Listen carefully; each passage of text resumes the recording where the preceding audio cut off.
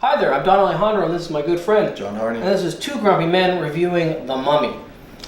Okay, so I gave my review. Okay, I personally think there was a great movie hiding in there somewhere. Now, Deep yeah. in there. Now, first to get out of the way, I love the costumes. Okay, I love costumes. I loved the Amunet, the princess. I loved her makeup, her costumes, her acting.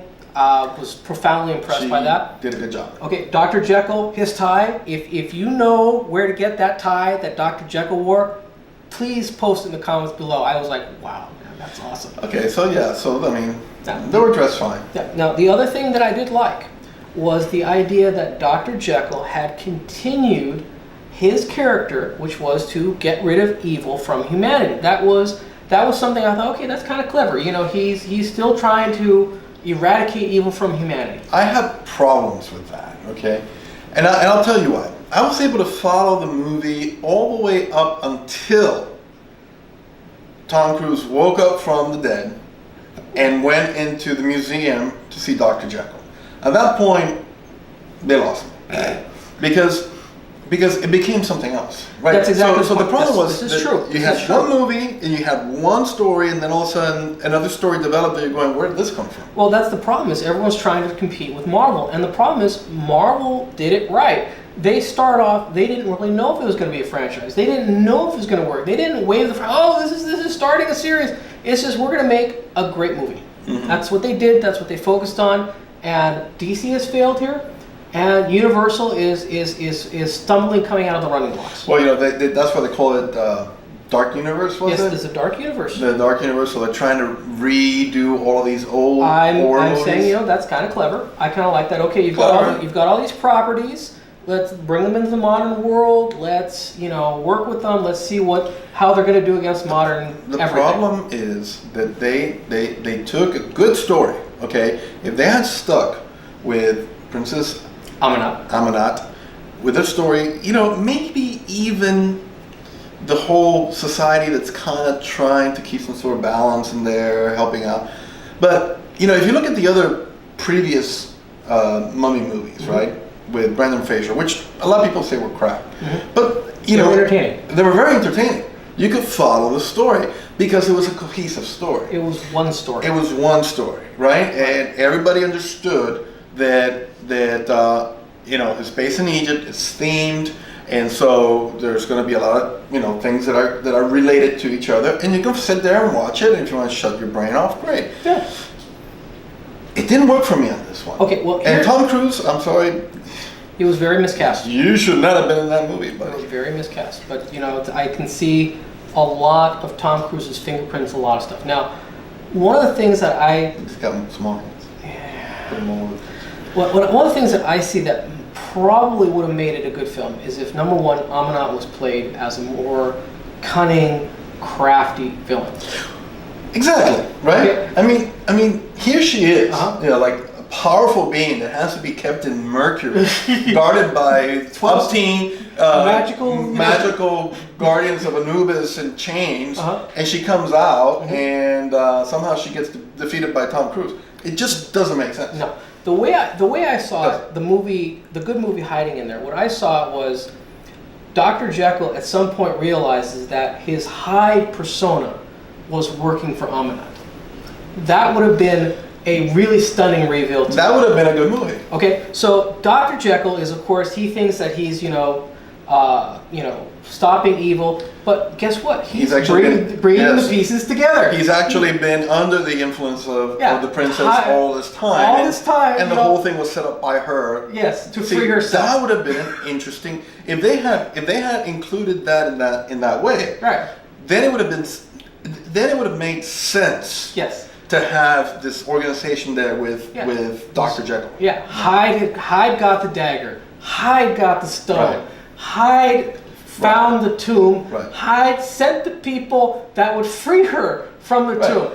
And the whole time saying, I'm gonna contain evil, but it would have been kind of like smallpox. I would have done it kind of like an epidemic, like a pandemic thing. Like we're trying to control the last smallpox sample. But turn it into the Black Plague. Yeah, but now it's the Black Plague, and now it's out, and The two things other that stand out to me is, number one, they didn't cover why she turned to evil.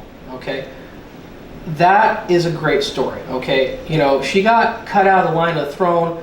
There's no need to turn to the dark gods. You know, she's a powerful figure, assassinating a few people. Yeah, that makes her a horrible human being, but I hate to break it to you, that's kind of par for the course in historical royalty.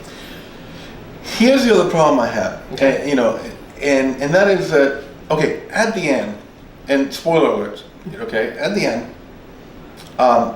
Tom Cruise actually gets possessed by Set. This is a god, for God's sakes. First of all, how does he retain his persona? Right? It should have been white. Right? So how does he even? I mean, it just did not make sense. No, you would have had to. It was completely out of the picture. No, you would have had to establish from the very beginning that Tom Cruise's character was an absolute mental giant. Because anything else, you've seen plenty of paranormal videos on YouTube. You know what possession happens. It's not pretty. You're not in control of your actions. What would have worked was if actually Hyde was possessed by Set, and then I don't think they needed Set. I think that was completely superfluous to the story. And it's possible. It's very possible that they didn't need to have this whole thing with Set and all that stuff. But if they really wanted to use it, they could have said, "Well, Hyde is going to be the body of Hyde, this evil that has been brewing in Hyde for centuries. That's what Set's going to. That is Set. That is actually Set. He actually becomes Set. And so then you have the hero fighting the villains head on. But at the end, you're left with this thing, and then the dread that they're going to do a sequel because he disappears. Just the dread of it. It's like, oh God. Now, two other points. Now, the first one on what you said. Now, I would have done at the end, where that Amanat is undone by love. Okay, she's a princess. She's all powerful. You know, she's raining death and destruction, but she's got it bad for Tom Cruise's character, or you know, the hero. Okay, that would have been an interesting angle to play. Feminists might not have liked it, but I think that would have been a very moving thing, where you know she sees in the hero what she didn't have, all those things that are very tempting, and that gives the moment of weakness where the villain is undone. That is the villain weakness. Now, the other criticism I wanted to bring up was that none of the characters made a single decision in the whole movie. It was a railroad. Everything that happened was boom, That's boom, interesting, boom. yes. No one made a decision. There was nothing really story driven so much, and there was no real character driven. You know, it was not like Thor, where Thor's decisions are front and center. What he decides to do moves everything. Right. You know, there's no story driven where kind of like Deep Horizon, which is one of my favorite, becoming one of my favorite, where it is story driven, where you're seeing like, okay, well these guys have to do this and these guys have to do this, and then this is coming, and the whole movie was just, it was like watching billiard balls. There's no humanity in it. Okay. But at any rate, like you said, there are sequels coming up. We will definitely keep track of them. I am looking forward to Dunkirk, so maybe we'll do a review of that. I like it.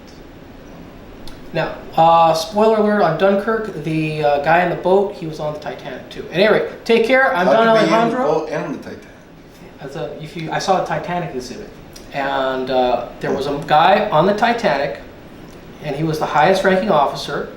He eventually served in the Royal Navy in World War I, okay? And then he has his own vessel, okay, which took part in the Dunkirk evacuation. And I went to the Titanic exhibit, and I was like, wait a minute, that guy, and I looked up his boat, and his boat looks like one of the boats in the movie, and I'm like, okay, so. Well, we gotta wrap it up, so. Take care, until next time, I'm Don Alejandro. John Hardy. See you next time.